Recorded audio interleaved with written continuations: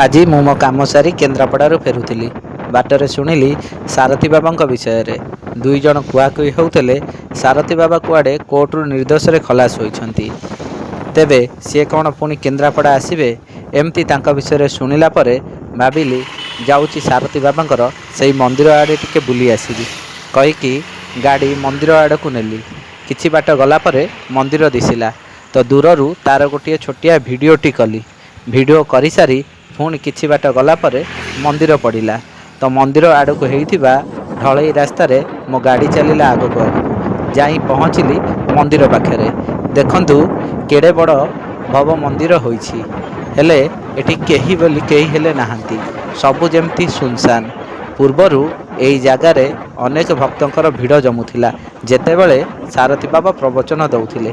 ତେବେ ଦୀର୍ଘ ଦିନ ହେବ ଏହା ତାଲା ପଡ଼ିକି ରହିଛି, ଆଉ ଏ ଜାଗା ଉପରେ କେହି ରହୁନାହାନ୍ତି। ଥରେ ଭଲ ଭାବରେ ଦେଖିଦିଅନ୍ତୁ ଏହି ମନ୍ଦିରକୁ।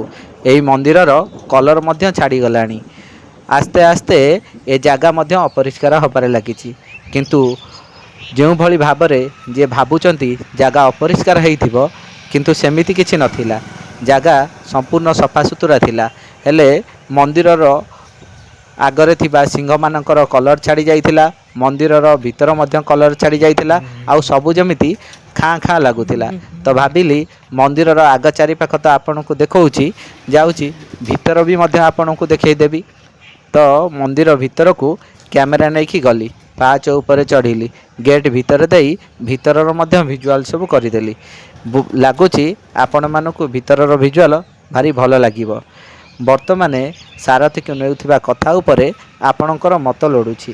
ତେବେ କେନ୍ଦ୍ରାପଡ଼ାକୁ କ'ଣ ପୁଣି ସାରଥୀ ଆସିବେ? ପୁଣି ସାରଥୀଙ୍କ ପ୍ରବଚନ ଲୋକମାନେ ପସନ୍ଦ କରିବେ? ନା ବାବାଙ୍କୁ କେନ୍ଦ୍ରାପଡ଼ା ମନା, ଆଉ କେନ୍ଦ୍ରାପଡ଼ାବାସୀ ବାବାଙ୍କୁ କେନ୍ଦ୍ରାପଡ଼ାରେ ପୁରାଇ ଦେବେନି, ଏମିତି କିଛି ଘଟଣା ଘଟିବ? ଏହି ଘଟଣାଟି ପୂର୍ବରୁ ଅଧିକ ଚର୍ଚ୍ଚା ଏବଂ ଭାଇରାଲ ହୋଇଥିବାରୁ ଭାବିଲି ଏ ଭିଡ଼ିଓଟି ଆପଣମାନଙ୍କୁ ଭଲ ଲାଗିବ। ଏବଂ ବର୍ତ୍ତମାନ ମନ୍ଦିରର ସ୍ଥିତି କିପରି ଅଛି ଆପଣ ହୁଏତ ଦେଖିବେ, ସେଥିପାଇଁ ଏହି ଭିଡ଼ିଓଟି ପୋଷ୍ଟ କରୁଛି। ମୁଁ ଆଗରୁ କେବେ ଏମିତି ଭିଡ଼ିଓ ପୋଷ୍ଟ କରିନି, ପ୍ରଥମ ଥର ପାଇଁ ପୋଷ୍ଟ କରୁଛି। ଆଉ ଥରେ ଭଲସେ ସାରଥୀ ବାବା ଯେଉଁ ମନ୍ଦିର ତିଆରି କରିଥିଲେ ସେ ମନ୍ଦିରକୁ ଟିକେ ଭଲସେ ଦେଖିଦିଅନ୍ତୁ ବର୍ତ୍ତମାନର ତା'ର ଅବସ୍ଥା କେମିତି।